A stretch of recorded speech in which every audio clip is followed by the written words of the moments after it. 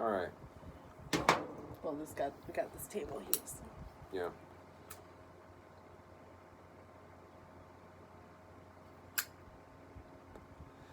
Just tonight. Because we had an unexpected baby appearance. Yes. I think we might have had a shot. If we Yeah. have to deal with that. Yeah. It's okay. I'll never forgive him. Oh, I'm sorry. You want an 18th birthday present? You woke me up that one night. Or you woke up that one night and interrupted my Supernatural watching. And he'll be like, All right, what did we watch tonight? What was the first episode we watched? Scarecrow, season 1. I think it's actually the first season 1 episode we've watched thus far in our going back. Right, because Roadkill was season 2, right? Yes. Okay. I've had Bloody Mary on the list forever. Go ahead and knock it out at some point, but anyway. So yeah, Scarecrow, during the classic Monster of the Week episodes, which again, those were so fun because they were well researched. They fed into actual lore. It was almost like watching that show Lore season 1. Yeah, season 2 sucked. Yeah. I think we watched maybe 2 episodes. Because it was really cool to deviate here. It was really cool because you had your narrator and like your kind of live action reenactment, and that it flowed so well. And the guy who does Lore, like the podcast, was the narrator. I can't remember his name. It was just so well done. And then they just switched to a straight up, like, reenactment with no narration, and it was jarring, and I didn't like it. Yeah. I don't know that it's still I have no idea. putting out episodes, but What was it on Prime? mm-hmm. Anyway, so, season 1 Supernatural kind of had that vibe, that lore vibe. It pulled from actual myths and legends. Sleepy Hollow too. Yeah. Of course, Sleepy Hollow was after Supernatural. Or was after Supernatural. Right. Yeah. But, again, well-researched, pulled from real pagan gods and whatnot. It's fun. Go ahead. But it also started to pull in an overall arch. This was our introduction to Meg. Man. Honestly, I think I like the second Meg better. Really? Yeah, the dark-haired one. Mm-hmm. The one that just had an appearance a couple weeks ago, even though it wasn't really Meg. It was something appearing at the darkness. The darkness, yeah. The first. Yeah, the first. Thank you, Buffy. WWBD. Buffy too. So yeah, Scarecrow. Fun, creepy. You start out with that couple going and a car broke down. Hey, these nice people in this beautiful town offered to fix up our car and gave us pie on the house and sent us on our way. Oh, we just go up the road that way. You'll get out of town, sure. Car breaks down again. They end up walking through the spooky woods. And Scarecrow Man comes down from his cross and kills him. Took that guy's face off. That's one way to go. Well, it seems like the Scarecrow is the male from the previous year's kill. Because it happens once a year. Right. Second week in April. It's like, if you're going to get pregnant, now's the time to do it. Which is funny because it's kind of a fertility god. That's why they need a man and a woman sacrifice. But, the Scarecrow that Dean found when he was investigating had the shriveled arm, had the tattoo markings. So it's like the previous male victim is that year's effigy. Yeah. Although it had a very stitched together look, so I don't know if it just patches itself together with parts from the victims, but It could go either way. They didn't Either really way. explain it. But the implication was probably more that it was just the male from the previous sacrifice ends up being the Scarecrow. So, Sam and Dean get in a little brothers fight, go their separate ways. Well, because the episode started with a call from their dad. Right. From Which John. was that his first appearance in the show? I think so. Okay. Good old Jeffrey Dean Morgan.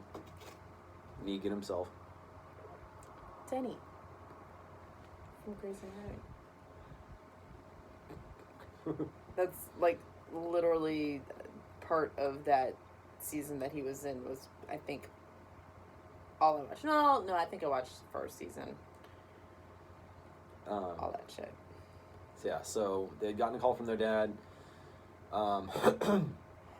He said, go investigate these mysterious missing couples. And Sam's like, no, I'm going to go find Dad. And Dean, no, he gave us an order. And they had a disagreement about it. Well, and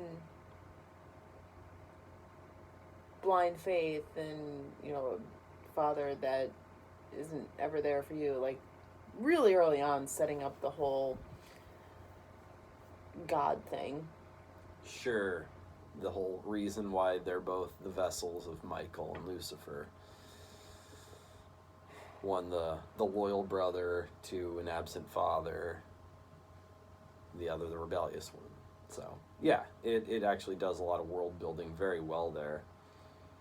Whether they had that intention or not, I mean, it was 2005, their first season. Like, who knows how much they had mapped out at that point. Right. I don't imagine the writers were writing this season 1, episode 9 episode and being like, all right, so remember in season 13, we're going to, you know, bring in this comparison.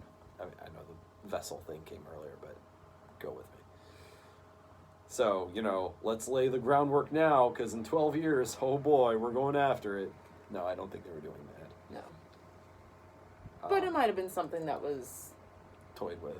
Yeah. Like, if we can go this long. Which really goes to show, you know, if they had these vague ideas, that they were able to just get all of these ideas, all of this, to just stretch it out and really tell a story. Yeah. And with all stories, you have some blah moments. I mean, I love Tolkien. Love Lord of the Rings. But those ends, though, could have done without that. You don't need the whole backstory on every fucking tree branch.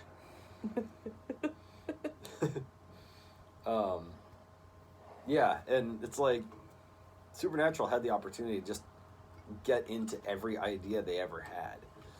So many shows are brilliantly written and just don't get the opportunity for some reason. Like, Emergence. R.I.P. Damn networks. Anyway, back to the episode. So, Dean goes to investigate the Scarecrow, ends up saving the sacrifice of that year, which throws the townspeople into a panic. And so... They're all dicks. Yeah.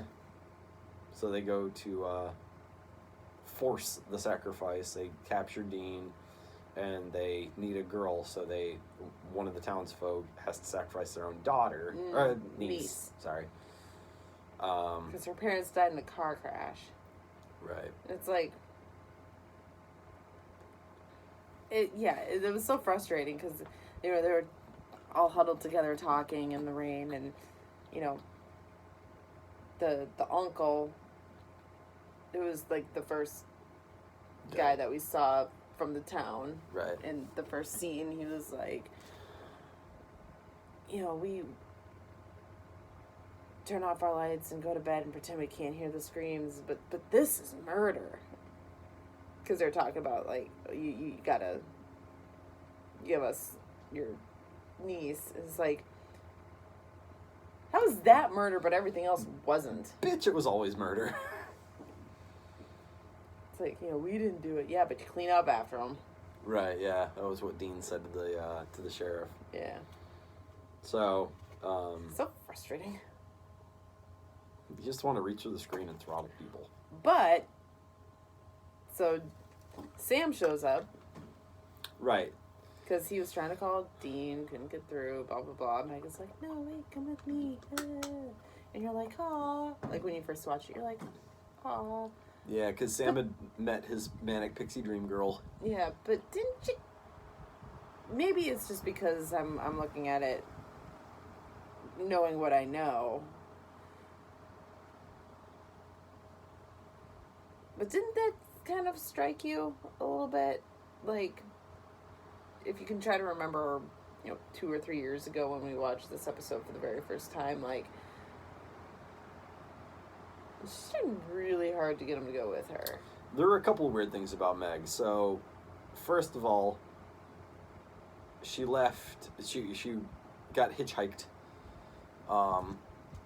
left Sam behind, and took off down the road. With creepy guy, he's like, no, just for her. Just the girl. It's like, oh, that's not rapey at all. And she's like, okay. Because it wasn't rapey, it was payment. I think there was an understanding at that moment. And then she got in the car. She was horning herself. So, I mean, that was what she was seeming to do. You bastard. So,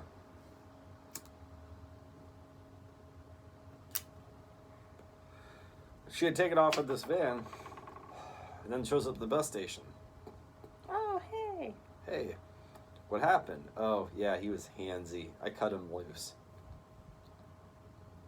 Okay. Sure you did. And then she was so desperate for him to go with her. And they played it pretty well. Mm-hmm. It could have just been that she was that manic pixie dream girl, that random girl that you just connect with and come with me. But it was just a hair too forced, which makes you go, what's your deal? Like, you guys just met. Why are you being all like this? And we'll get the payoff in a minute. So going back, Sam shows up, saves Dean and the niece. Emily. And they're like, oh, and they had found out that you have to burn this ancient tree to stop the pagan god. It's like the manifestation of the thing. And they're like, should we burn the tree? No, let's come back in the morning. Which is just the kind of, like, level-headed thinking you don't see in horror movies ever. Like, no, F this. Get the hell out of here. Come back in the morning when it's not a threat and burn it then. But then all the townsfolk are like, nope, you ain't going anywhere. You're going to be sacrificed. But then, Scarecrow guy gets the uncle. I'm getting my kill. And it's like, yeah, bitches, if it was so important, why didn't you sacrifice yourselves? Mm-hmm. You're old. You've served your time. That's a solid argument. Well, I'm not for euthanasia, but it's like, if you're sitting there sacrificing young couples that you've never met, like, and then, your own niece, what, you had it coming. They had it coming. Sorry. That's an interesting point. So, okay, so the Scarecrow kills the uncle, takes the aunt. Great, bad people are dead. We can run away now. They come back in the morning, torch the tree. Oh, okay. They torch the tree. That's why everything's gonna go to crap. Because I was like, shouldn't it be appeased for the year? But I think it would have been, but they torched the tree, so that ends the town's blessing status, and theoretically all the crops are gonna die, the trees are gonna wilt, and the town is going to stop existing, essentially. Well, except I would like to think that would just go back to its natural progression. Like, when crops are good, crops are good. When crops are bad, crops are bad. I think it's one of those situations where, well, it's kind of like the second episode we watched tonight with the wishes. It either goes really good or really bad. It's like picking up. So there's our tie-in. Yeah, or it's like picking up the rabbit's foot from. That Day at Black Rock. Yeah, you start a thing to make life really, really good, but as soon as you part ways with it, everything's going to self-correct and go really, really bad. Karma, I guess. Or the pagan manifestation of it. I assume that's how that would work. That makes sense. So, they're like, they save Emily, torch the tree, they're like, alright. And, I think Sam is like, so what, the townsfolk are just going to go free? Dean's like, town's gonna die. That's gonna have to be their punishment. No. I almost wonder if it would be like they had, let's say 150 years of blessings. Then they have 150 years of cursedness, and then it just kind of corrects after that and goes about its natural progression. Could be. Doesn't really matter, but... Doesn't really matter, but it's an interesting theory. I got some Hot Fuzz vibes from this episode, just... Sure. With the whole cult community. Everything's fine. Yeah, we're the best town. Everything's... nice. And I think even at one point, the aunt, when she was locking Emily up, was like, it's for the... She didn't say greater good. What'd she say? It's for the good of the community or something like that. Yeah, it's the good... For the good of many. For the good of all, or something. Something like that. It's like, that's not how it works. It's not how any of this works. Read the Bible. That would help. So yeah, and then Sam and Dean reunite. They're like, hey, we're stuck together. Sam says he'll go find Dad another time. Let's hang out. And then cut to Meg having Gotta make a call. Picked up by another hitchhiker. It's like or she was a hitchhiker. She was picked up by another creeper in a van. She's got a type, or there's a type that stops. And she's like, pull over. He's like, okay. And, yeah. Gonna get lucky. Right here. I'll be right here. So she slits his throat and fills a cup with his blood to make a call. And says, and it ties in because she had told Sam, oh, I had a disagreement with my family, decided to do my own thing. So she makes a call by playing with a cup full of blood. And we don't hear the other end, just what she's saying. And she's like, why couldn't I have just stayed with Sam? Why couldn't I could have gotten them both. So it seems like she was actually hunting the Winchesters. And she's like, yes, I understand, Father. Cut to black. No, her father isn't Satan. It's the yellow-eyed demon. Yeah, I think that's Azazel. What yeah, Azazel. Yeah. But yeah, I like the second reincarnation of Meg. I didn't have a problem with this one, but the second one was way more sassy. No, she calls Castiel Clarence. Hey, Clarence. I like that she was a little more round. She got more so as years went on. And I'm okay with that. That's awesome. It's fine.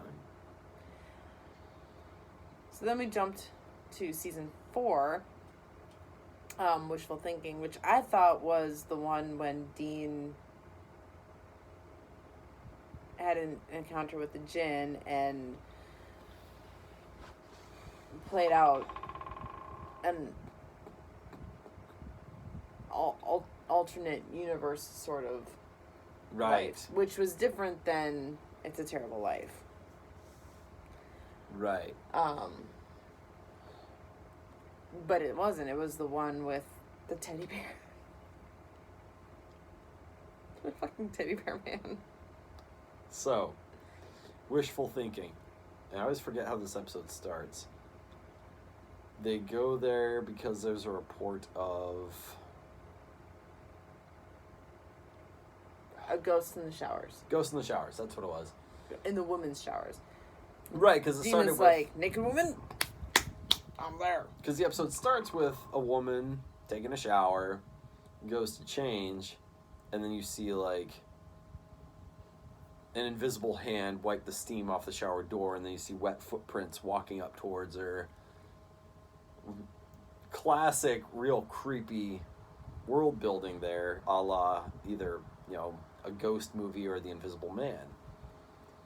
And she goes to toss her towel, and it lands on this thing's head, and you hear this squeaky, like, early teens voice be like, "Hi, Mrs. Johnson," or whatever her name was. Mrs. Henderson. It's like, "Ah!" And I thought it was Henderson.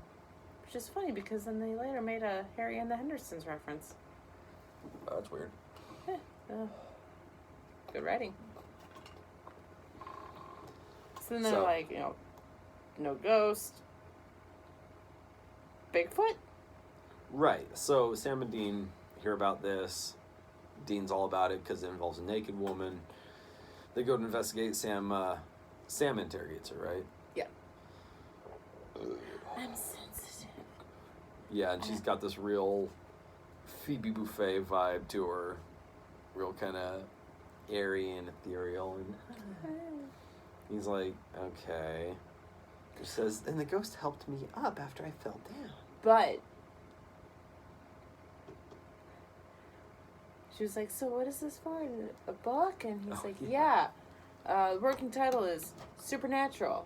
And, you know, it'd be, you know, cross-country investigating these things. That was several episodes before the monster at the end of the book. 10 episodes before, yeah. But they meet Chuck. And Find out that he's authored a series of books called Supernatural, which follow their, Love that writing. Clearly a precursor. Yeah, because it was the same season. Yeah. So that was top notch. And I don't think we've rewatched either of these episodes since watching it straight through. So we didn't catch it. No. It's such a throwaway thing, and while this episode is memorable, it's not one of those parts of the episode that would be memorable. You wouldn't be like, oh my gosh. I mean, I'm sure some eagle-eyed people. Because the internet exists. Yeah, but no, That's why you rewatch stuff. Yeah. For little lines like that, just subtle references where you're like, oh my gosh. Yeah. Excellent. That was cool. And he had met with her in this Chinese food restaurant, and he was distracted at one point by a nerdy guy making out with an attractive lady, and he was just kind of like, the hell? So, Yeah, a nerdy guy. Yeah. We'll get there. Yeah. So Sam leaves that meeting going, okay, she's just nuts. Whatever. It's nothing interesting going on. Then I fell down the stairs. I thought you were pushed. Well, I do think he pushed me. All right, Bradley. Ha! Love her. So they're walking away. They're like, all right, well, I guess it's a bust. And then they hear some guy yelling at the sheriff saying, damn it, I know what I saw, and it was Bigfoot. Adina had just been reading in the newspaper about a local guy who won like $1 million lottery. Right. So like, that's weird. So they go and they talk to the guy, and they see Bigfoot tracks. They're like, okay, what the hell is going on in this town? Great acting on Jensen Ackles and Jared Padalecki's part. Like, just They do incredulous real well. And I loved their interactions with the younger actors in this episode. Yes. With both of them, with Audrey, who was the little girl who's teddy bear, Bigfoot, came to life and was a bipolar, manic, depressive. The suicide scene with him. Oh my, with it, just like holy shit! They went that. there. That's Goodbye, the scene that cruel you remember. world. That's the scene you remember. Walking away from this episode. Shoots him and he's like, he shoots himself in the mouth. Poof! Like you see like this poof of stuffing, and then pan back to his face. Why? All right, we're getting way ahead of ourselves. So after that, they go and. But I was saying their interaction with that little girl, like, it was so well done because are your parents home? No. Okay. Teddy bear thing, whatever, and they're like, where are your parents? Well, Mom made a wish to go to Bali. So I think they're in Bali. Okay. Very matter of fact, well acted by the child there. Too. Yeah. That girl was great. And then they're like, okay, is there an adult that you can? Well, Mrs. Whatever down the street. Okay, go to her. Like they were very tender. Yeah. Also, probably trying to make sure that they weren't being weird going into a house with a little girl. Yeah, they were clearly uncomfortable with what they were doing, but they're like, we have to investigate this. Yeah. So they start to describe what they're looking for, and she's like, is he in trouble? Like, immediately it's just like, oh, okay, he's here. Great. Good. We're teddy bear doctors. So Pornos and girly drinks. Yeah, he had robbed a liquor store and stolen porno and booze. And then Dean stole some booze too, because why not? Because he was suffering from the whole hell thing. PTSD. So they meet a drunken, depressed teddy bear who has achieved life and immediately starts seeing all the horrors in the world and has become completely disillusioned and horrified. He's grumpy. Why am I here? You're here for tea parties. So like, okay. That's a Briley move. Here for tea parties. No, you sit here. Now, how do we get from the teddy bear to the next part of the story, though? Because she tells them, because they ask her, how did this happen?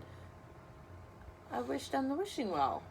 Right. Where's the wishing well? And then that leads them to the Chinese restaurant. Right. And Dean wishes for a sandwich. Nothing big or ostentatious. Just very test the water. innocent sandwich. Yes. With jalapenos. So. Hence all the coughing. So, they're led to this wishing well that supposedly works. Dean makes a wish. It immediately comes true, and they're like, okay, this wishing well works. What the hell's going on? We have to investigate this. So they pretend to be the health department. They shut down the restaurant and drain the well, find an ancient coin that they can't pick up. So they take a rubbing of it, investigate it. So Sam goes to investigate the coin, while Dean. No, Sam realizes that the ghost in the showers is probably just a kid. A kid who wished himself invisible so he could be a pervert. Yeah. Like you don't.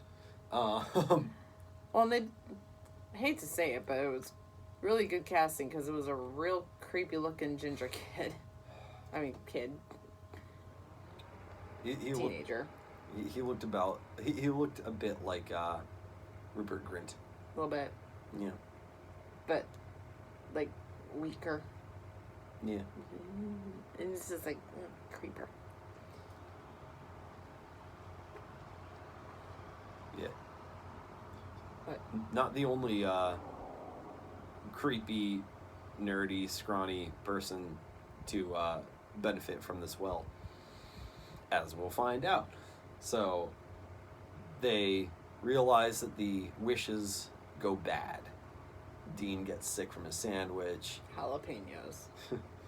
They That's all the coughing. They determine that that's what's happening with the teddy bear as well, and yeah. So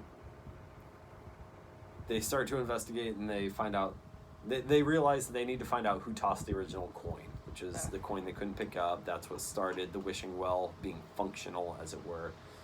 And oh, and don't forget, there was that kid that was being bullied, and he made a wish that he had heard from Teddy Bear Girl Audrey. It works. So he wished for, like, super strength or, ability. The ability to stand up to his bullies or whatever. Classic monkey paw stuff.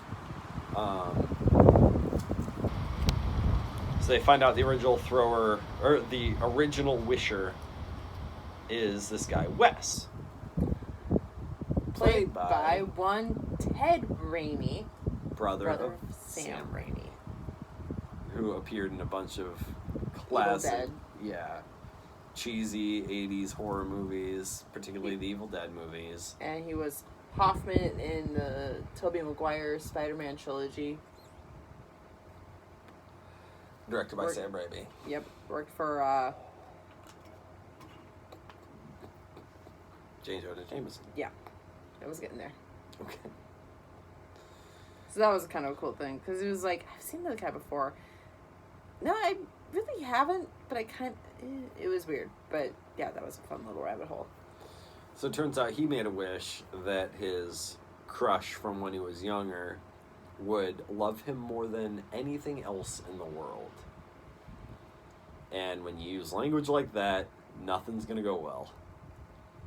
Because she is devoted to him beyond her own happiness or anyone's well-being.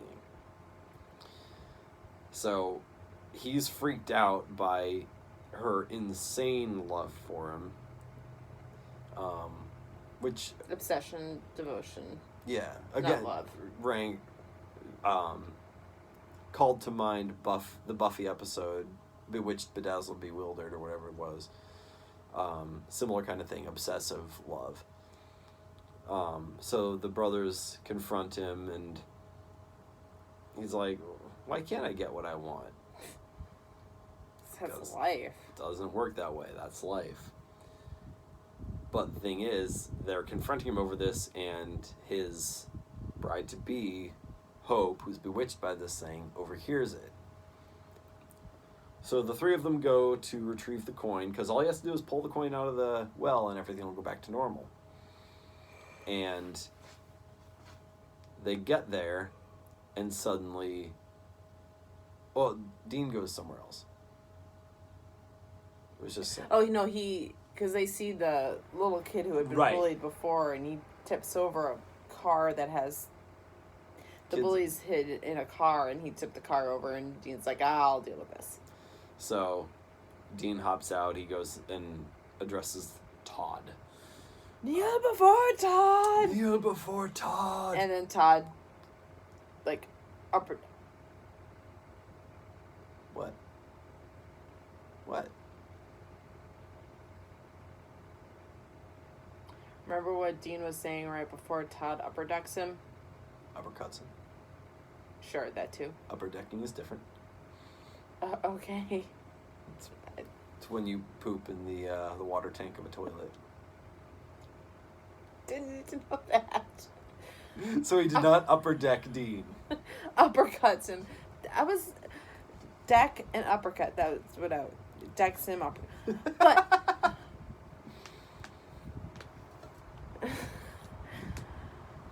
what was Dean saying? With great power comes great responsibility. Raimi. I mean, Spider-Man. it Whatever. predates the Raimi movies, but might be a little. It's a Spider-Man thing. Yeah. Okay. All right. Yeah, that was a tie-in. Love it. So Sam and Wes get to the restaurant, and Sam gets lightning bolted out of his shoes and killed. My shoe. I lost my shoe. I lost my shoe. Wes goes inside and sees Hope had made a wish because she's like, I don't want her left to die. And he's like, oh, shit, they were right. So he calms her down. He's like, it's okay. It's okay. And he takes the coin. And she immediately forgets who he is and wanders off. The wish is over. Because she had said earlier on, what made you two get together? You know, we grew up together, but I never really knew his name. And then one day I just saw him and he was glowing. So they weren't even on first name basis when he made the wish. And then they're immediately betrothed. So she basically forgets who he is, wanders off. Sam comes back to life. Todd stops choking Dean to death. But again, great interaction with the kids. Like, you know, this kid is just choking him out. He had tried to punch this kid, like, and he's like, no, follow my lead. Yeah, because he wants to ensure that the bullying doesn't go back to the way it was. So after Todd loses his powers, Dean pretends to be afraid of him. Yeah, that was like, cute. Just leave me alone, man. He turns to the bullies. You don't want to mess with this kid. And then he runs off, and everything's right with the world. Parents come back from Bali. Yeah. Sunburned. Shit. And then at the end of the episode, Dean admits to Sam that he's been having PTSD nightmares about being in hell, and he's not going to lie about it anymore, but he's also not going to talk about it, because why would you put your brother through that? Yeah, I don't want you to know what it was like. I can't put into words what it was like. Yeah. Yeah. So yeah. And that's what that episode is all about. Yes. That's all I got. Same.